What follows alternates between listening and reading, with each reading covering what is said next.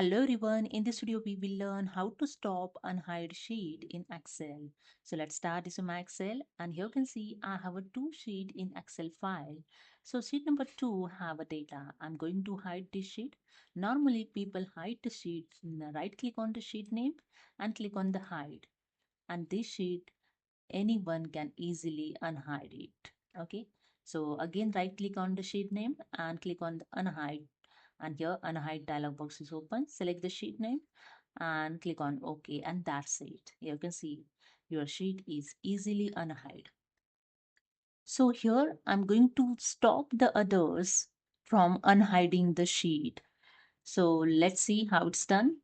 So first simply right click on again sheet name and click on the hide. Now go to the review tab.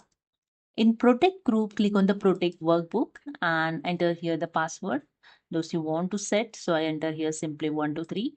Again, I re-enter the same password and click on OK. And that's it. Your workbook is protect.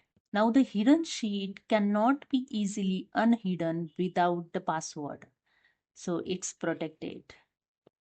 So let's check. So simply again I right click on the sheet name, and here you can see the unhide option is invisible.